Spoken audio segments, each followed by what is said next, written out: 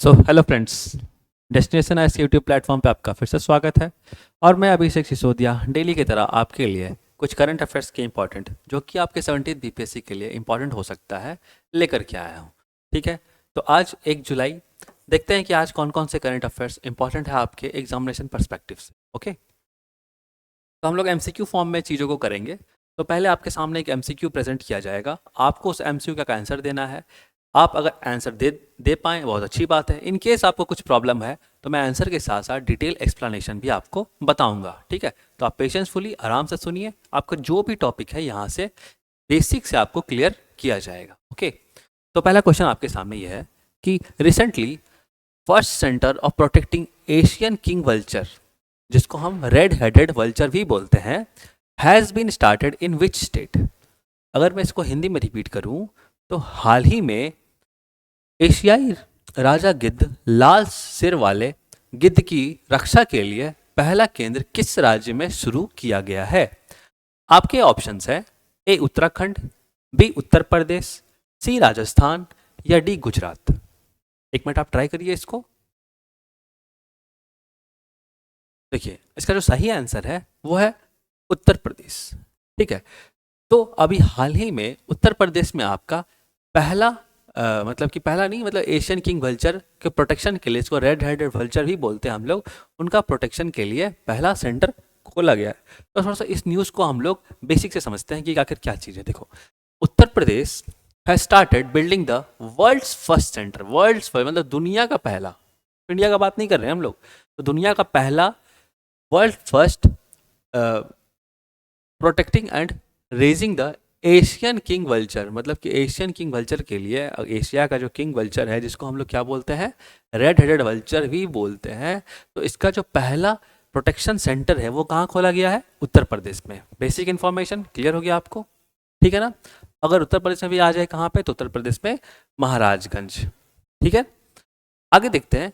The species has been on the International Union for Conservation of Nature, मतलब देखो IUCN जो है ना, International Union for Conservation of Nature, देखो ये एक्चुअली ऐसी बॉडी है जो अलग अलग जीव जंतु के अलग अलग मतलब कि स्पीसीज के क्या करती हैं लोग, एनिमल्स के दिखाते हैं कि इनका स्टेटस क्या चल रहा है, मतलब ये क्या, मतलब विलुप्ति के कगार पे हैं या फिर ठीक ठाक इनकी मतलब कि जनसंख्या है, या फिर ध्यान देने लायक है, चिंताजनक है, जैसे कि इंग्लिश में होता है ना, एक्सटिंक्ट हो गए हैं, या फिर वल्नरेबल है, ठीक है, या फिर क्रिटिकली एंडेंजर्ड है, एंडेंजर्ड। तो ये सब सारे चीज़ें कौन बताता है, IUCN बताता है, यही बॉडी बताती है। क्या नाम है इस बॉडी का, international Union for Conservation of nature, जिसमें ये एक रेड लिस्ट निकालता है। ठीक है, रेड लिस्ट में इस चीज़ के बारे में बताया जाता है। सिंस 2007 से इस काम को किया जा रहा है। The species has been on the International Union for Conservation of Nature. जो स्पीसीज हम किसके बारे में बात कर रहे हैं, एशियन किंग वल्चर के बारे में बात कर रहे हैं, जिसका अभी पहला आपका कंजर्वेशन सेंटर कहाँ पे खोला गया है, उत्तर प्रदेश में, दुनिया का पहला कंजर्वेशन सेंटर।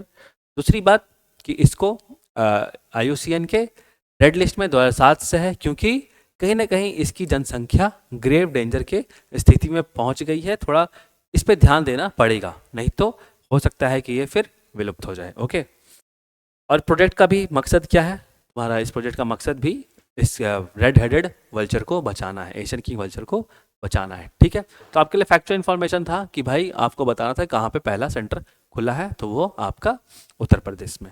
ठीक है, नेक्स्ट क्वेश्चन आपके लिए, हाउ मेनी मेडल्स वेर वोन by India in the under 17 Asian wrestling championship. ठीक है, तो अंडर 17 जो अभी रेसलिंग चैंपियनशिप हुआ, तो उसमें इंडिया ने कितने टोटल मेडल जीते। आपके ऑप्शन है 11, 12, 13 या 14।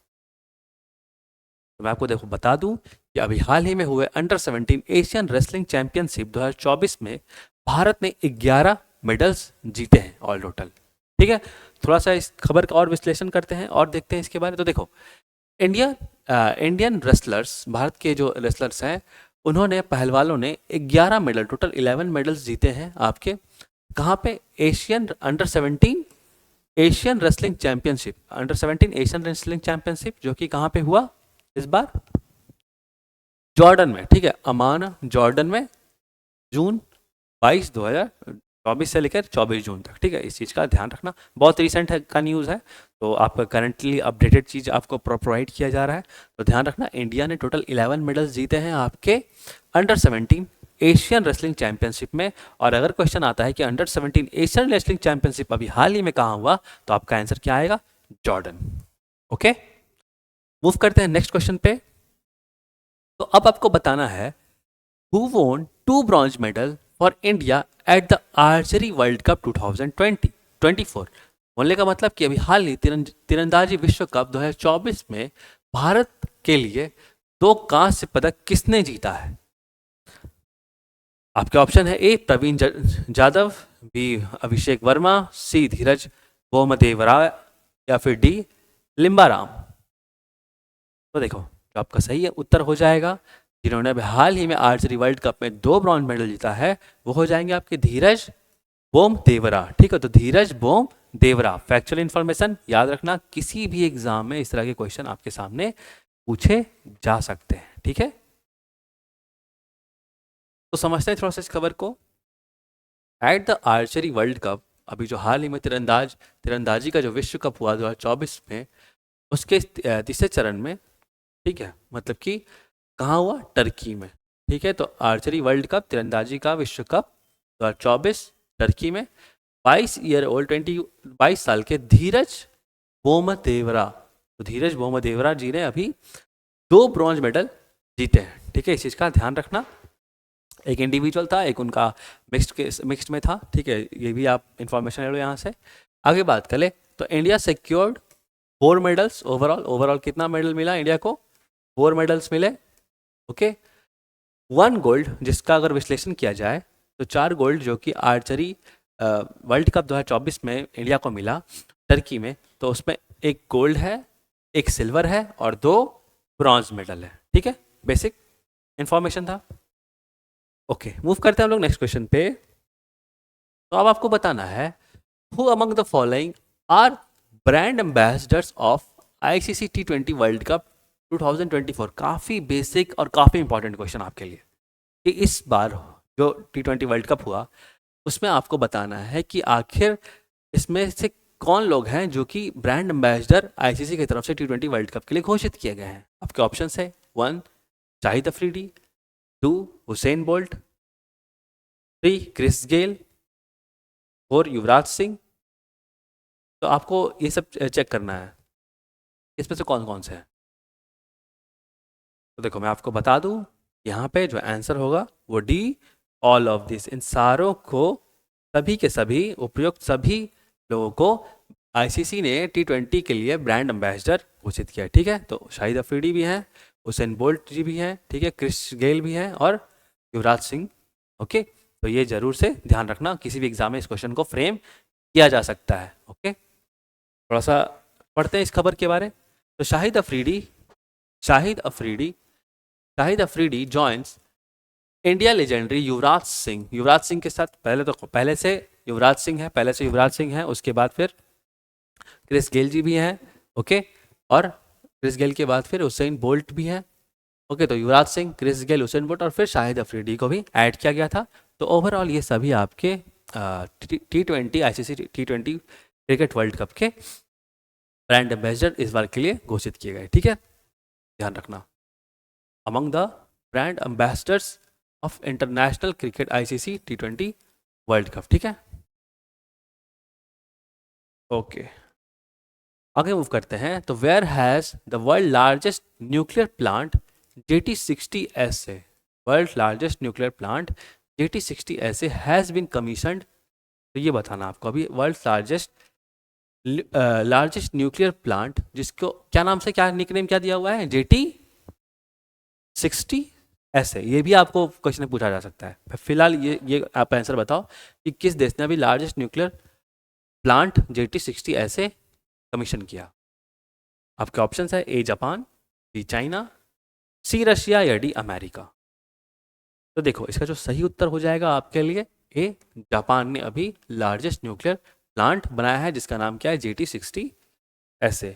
और देखते हैं इसके बारे। तो देखो, Japan joint fusion reactor project, तो एक तरह का जापान का जॉइंट फ्यूजन रिएक्टर प्रोजेक्ट है, किसके साथ?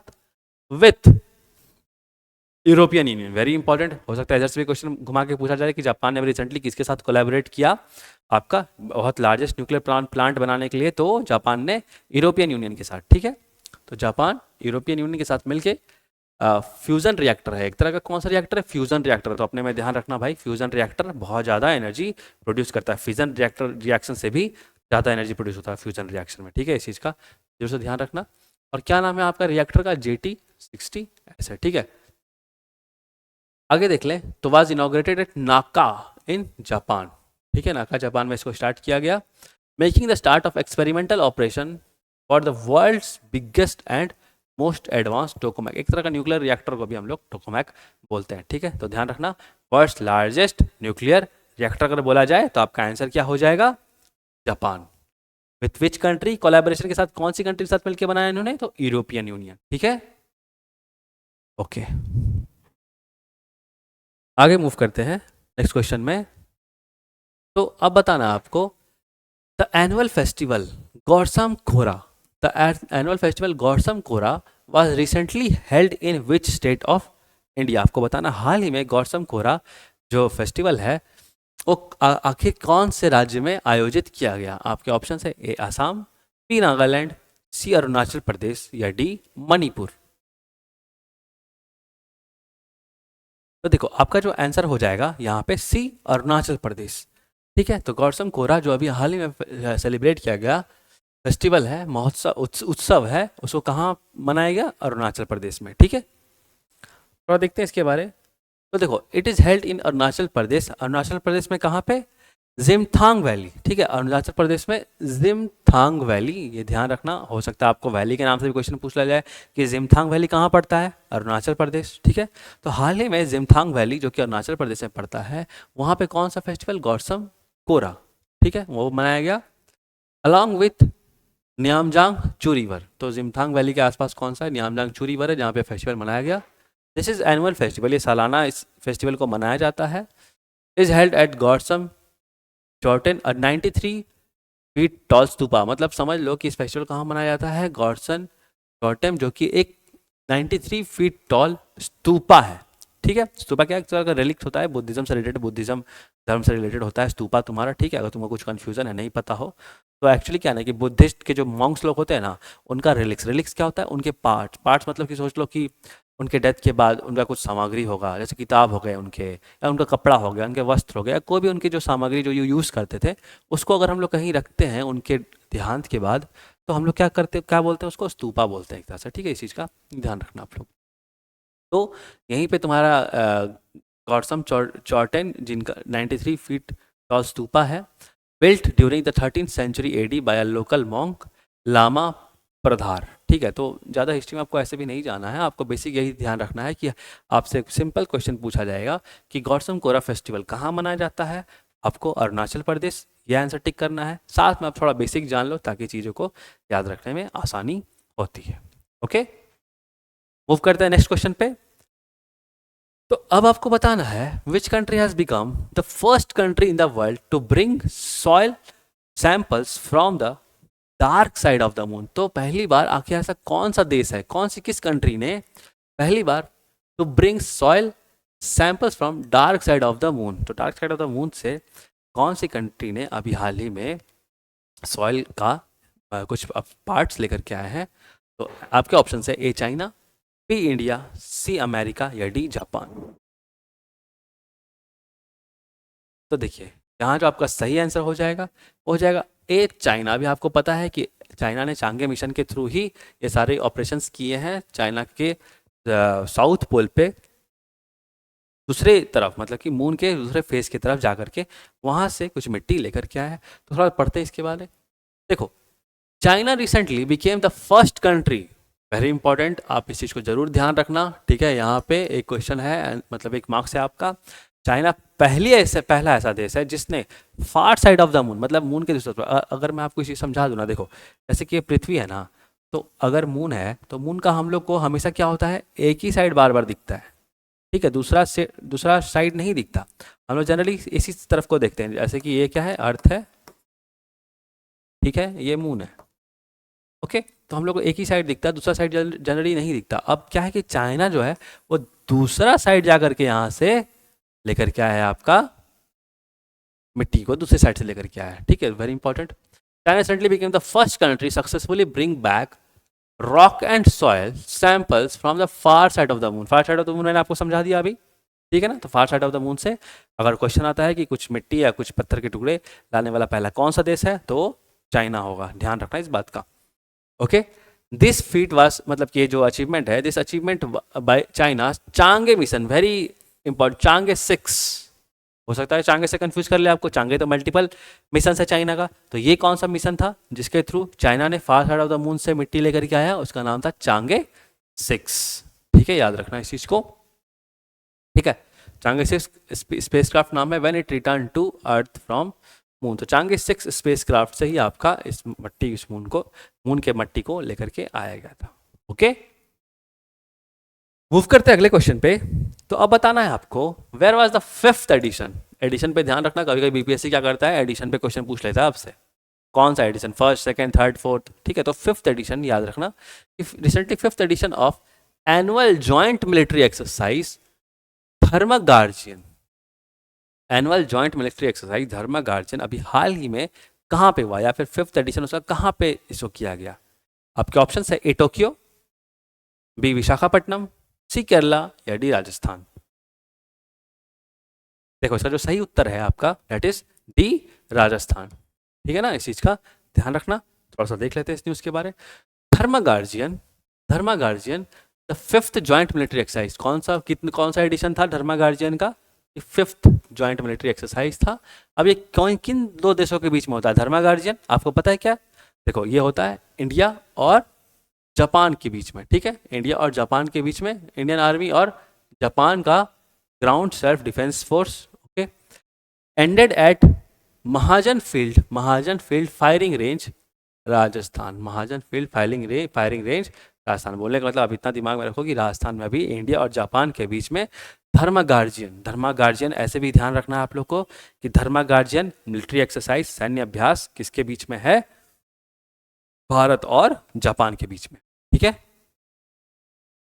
और अगर क्वेश्चन पूछा जाता है कि कहाँ पे, देखो अब क्या है ना कि क्वेश्चन का लेवल थोड़ा ऊपर जा रहा है, ठीक है। तो आपको ये भी ध्यान रखना पड़ेगा कि सिर्फ ये नहीं पूछेगा कि भाई कौन सा पर्टिकुलर एक्सरसाइज कौन से दो कंट्री के बीच में, बट ये भी क्वेश्चन आ सकता है कि आखिर वो कहाँ पे उस चीज़ को किया गया।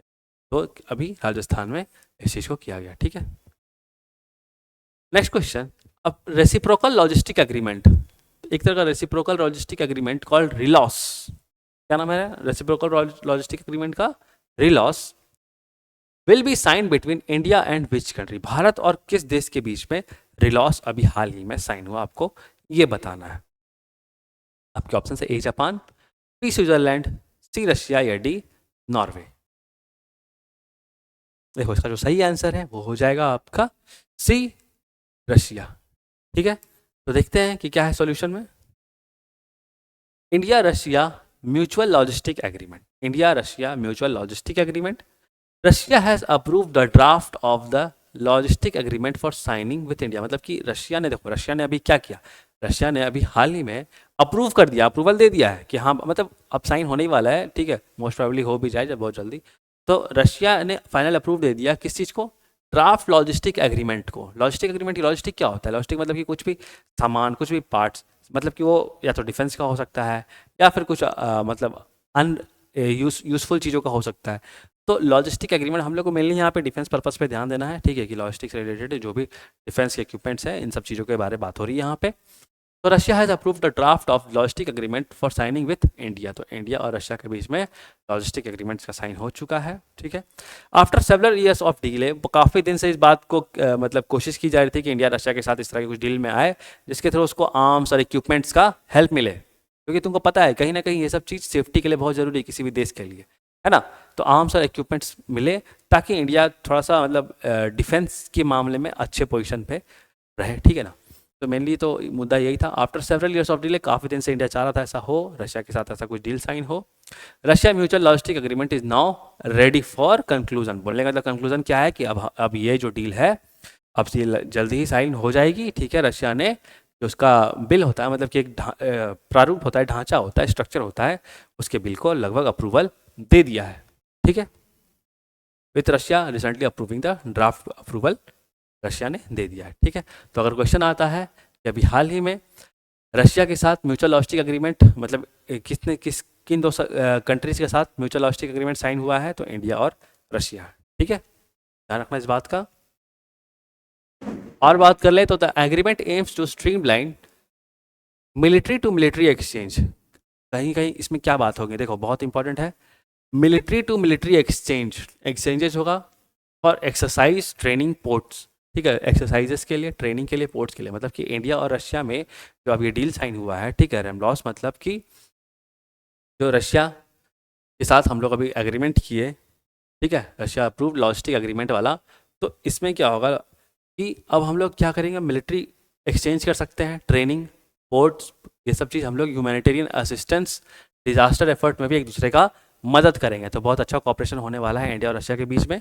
Okay, the agreement will be valid for 5 years. Very important, अगर यहाँ से क्वेश्चन पूछता है कि हाल ही में जो रशिया के साथ हम लोग लॉजिस्टिक एग्रीमेंट किए हैं वो कितने दिन के लिए मतलब कितने दिन के लिए वो जारी रहेगा, तो लगभग 5 ईयर्स के लिए ये वैलिड रहेगा। लेकिन यहाँ पे तुमको और थोड़ा सा पॉइंट ध्यान देना है कि और ऑटोमेटिकली फिर रिन्यू भी हो जाएगा। मतलब कि ऐसा है कि हर 5 साल के बाद हमको बैठ करके डिसीजन नहीं लेना होगा, वो ऑटोमेटिक रिन्यू भी हो जाएगा, ठीक है। 5 साल हुआ, अगले फिर आगे 5 साल के लिए हो जाएगा।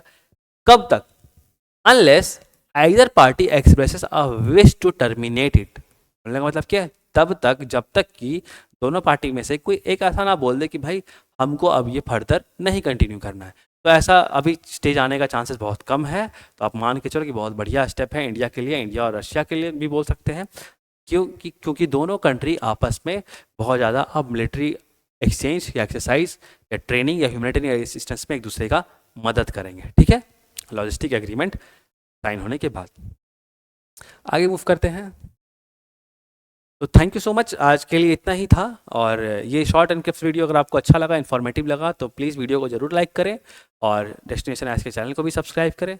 मिलते हैं आपसे जल्द ही नेक्स्ट वीडियो में इसी तरह के। तब तक के लिए thank you so much and take care.